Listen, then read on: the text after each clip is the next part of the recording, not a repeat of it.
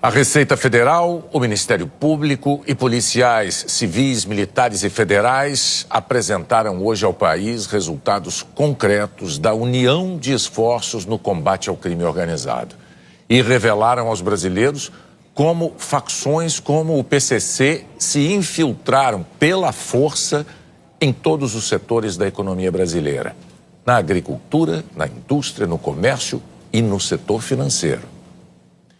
Essa edição começa com a ação de mais de 1.000 agentes públicos logo cedo em 8 estados da federação. Ainda era madrugada quando parte da Força Tarefa se reuniu no prédio da Rota da Polícia Militar na capital paulista. No grupo, Ministério Público de São Paulo, policiais federais, civis e militares, Ministério Público Federal, Receita Federal, Agência Nacional do Petróleo, Secretaria da Fazenda e Planejamento e Procuradoria-Geral de São Paulo. A Operação Carbono Oculto mobilizou 1.400 agentes em 8 estados, que cumpriram 348 mandados de busca e apreensão. Eles apreenderam computadores e pastas com documentos na zona oeste do Rio de Janeiro, em empresas de armazenagem e distribuição de combustíveis do polo de Senador Canedo, região metropolitana de Goiânia, e no interior de São Paulo. Eu compreendo que hoje é o dia da maior ação do poder público brasileiro contra o pilar financeiro do crime organizado no Brasil. Não apenas por conta dos valores envolvidos, só nessa operação aqui nós estamos falando aí de mais de 50 bilhões de reais que foram movimentados pelo crime organizado, não apenas pela complexidade, mas principalmente por conta da cooperação entre os órgãos de Estado. Outras 2 operações da Polícia Federal aconteciam ao mesmo tempo. Na Quasar, os agentes cumpriram 12 mandados de busca e apreensão. Na Operação Tank, outros 42. No Paraná, no interior de São Paulo e no Rio de Janeiro. 6 pessoas foram presas. Outras 8 estão foragidas. Entre os foragidos estão Mohammad Hussein Murad, conhecido como João, Primo ou Jumbo, e Roberto Augusto Leme da Silva, o Beto Louco. A Polícia Federal considera os 2 os chefes do esquema. Os alvos nas 3 operações foram pessoas físicas e empresas envolvidas em fraudes e em lavagem de dinheiro no setor de combustíveis. As investigações revelaram que, para encobrir o esquema criminoso, o PCC se infiltrou até num dos centros financeiros mais importantes do país, aqui na Avenida Brigadeiro Faria Lima, em São Paulo. Policiais apreenderam documentos, computadores de empresas, fintechs e fundos de investimentos em escritórios da região. As investigações apontam que, por meio das empresas, o PCC conseguia camuflar a origem e o destino do dinheiro. Entre os crimes investigados estão adulteração de combustíveis, lavagem de dinheiro e sonegação de impostos. Desde o fim da década de 1970, os brasileiros se habituaram ao uso do etanol como combustível. Em meio século de história, o álcool alimentou uma cadeia enorme de empregos e empresas.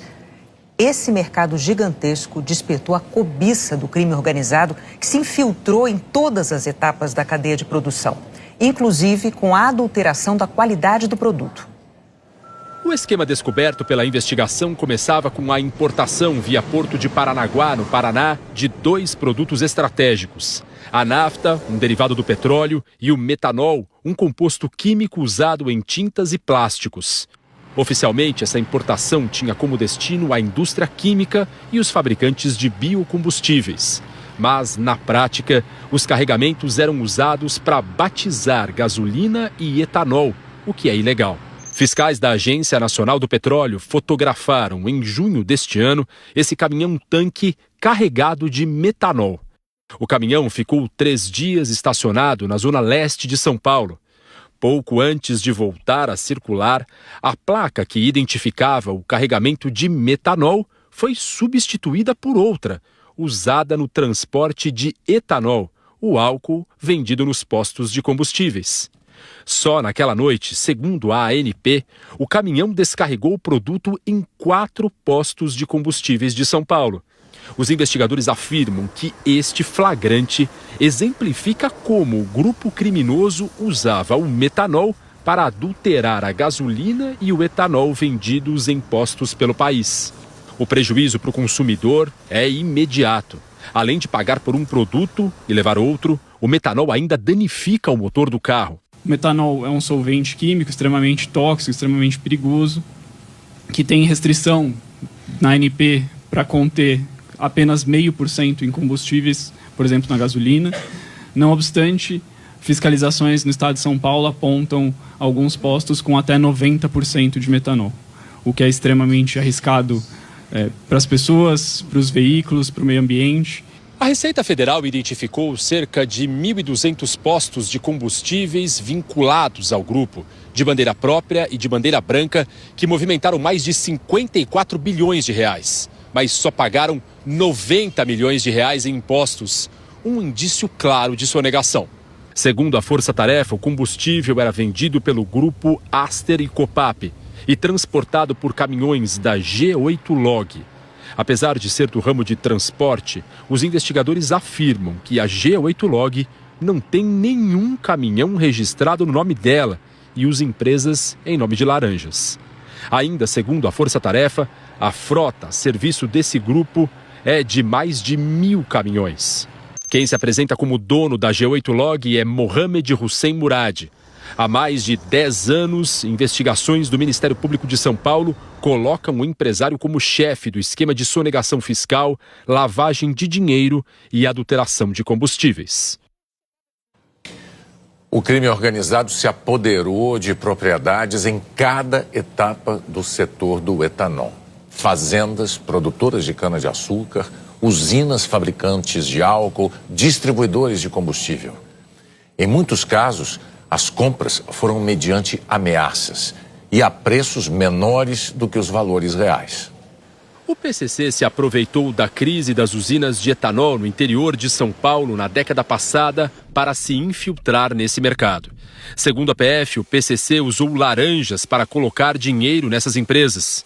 Mas o Jornal Nacional apurou que no setor de cana e açúcar têm sido comuns os relatos de que a facção ameaça os proprietários para que vendam usinas e terras. No ano passado, a polícia prendeu 6 suspeitos de iniciar incêndios criminosos em plantações de cana. A Força Tarefa afirma que a facção comprou por meio de fundos de investimento ou de laranjas pelo menos 5 usinas. Entre elas, gigantes do setor, mas que o verdadeiro beneficiário era Mohamed Hussein Murad. Mohamed e Roberto Augusto Leme da Silva, o Beto Louco, são apontados como os chefes da organização criminosa que dominou parte da cadeia de produção de combustíveis. A Força Tarefa afirma que o grupo também coagiu os donos para que vendessem postos de combustíveis, que eles não receberam os valores da negociação e ainda foram ameaçados de morte se fizessem qualquer tipo de cobrança. Segundo a PF, Mohamed Hussein Murad também está ligado a controladores de um dos terminais no Porto de Paranaguá, no Paraná.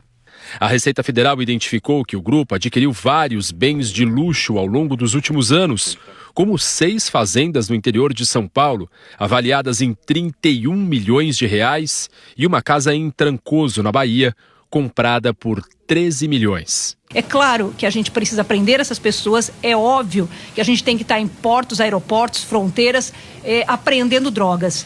Mas o que realmente vai nos fazer atingir o coração desse sistema criminoso é o sufocamento financeiro. Portanto, a importância de a gente trabalhar no rastreamento do esquema financeiro de todo esse grupo organizado. É isso, os mesmos criminosos que sonegam bilhões de reais em impostos precisam lavar esse dinheiro, dar aparência legal a essa fortuna. Isso foi possível com um tratamento diferenciado que a legislação dá aos bancos e às fintechs. Segundo os investigadores, o PCC usava a fintech BK Bank para operar o dinheiro ilícito e recorria às chamadas contas bolsão. Nesse tipo de conta, a fintech não precisa informar às autoridades o nome dos clientes e os valores que eles movimentam. Conta bolsão é um problema, porque a fintech atua com os diversos clientes, ela tem uma conta numa instituição financeira, num banco comercial, como nós conhecemos, mais tradicional. Essa conta não identifica cada cliente, e ao não identificar cada cliente, torna o percurso do dinheiro mais complexo de ser provado. O dinheiro dos postos de combustíveis ia direto para essas contas bolsão. Para vocês terem uma ideia, foi identificado também o uso daquelas maquininhas, né, de pagamento eletrônico. Da maquininha que você vai lá no posto e faz o seu pagamento, vai direto para a conta bolsão da Fintech.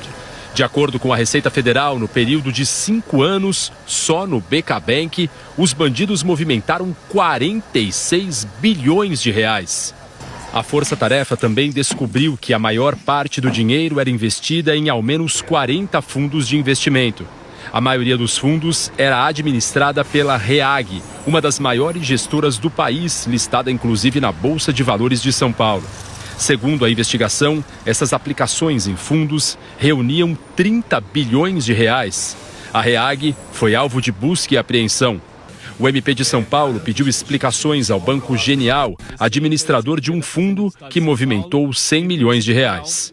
Diferentemente das fintechs, os fundos têm a obrigação de informar as autoridades sobre operações financeiras suspeitas.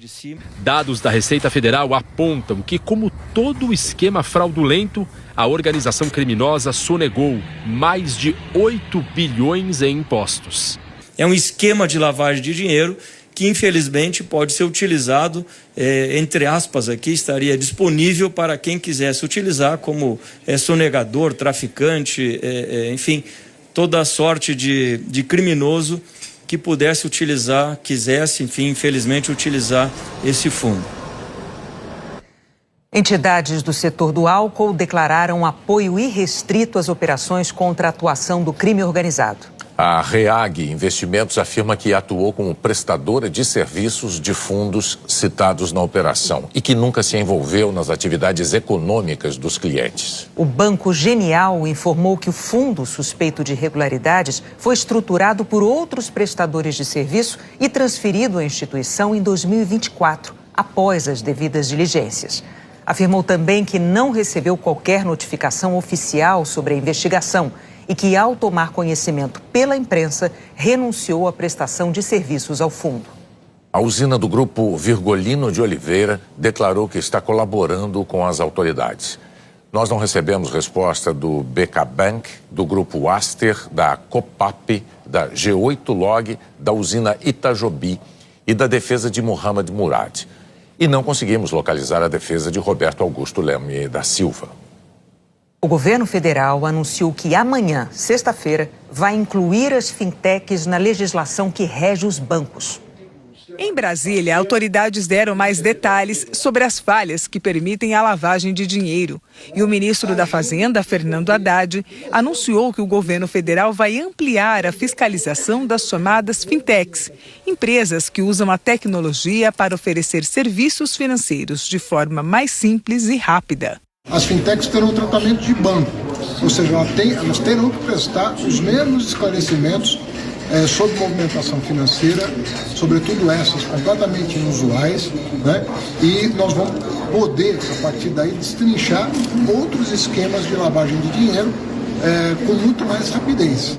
De acordo com a nova instrução normativa da Receita Federal, as instituições de pagamento estarão sujeitas às mesmas normas e obrigações de todas as instituições do Sistema Financeiro Nacional e do Sistema de Pagamentos Brasileiros, e que a representação sobre indícios de crimes deverá ser feita por um auditor fiscal no prazo de 10 dias após a identificação da movimentação financeira suspeita. Com a mudança da norma, as fintechs não poderão mais ocultar os nomes de pessoas ou empresas que fazem as transações financeiras.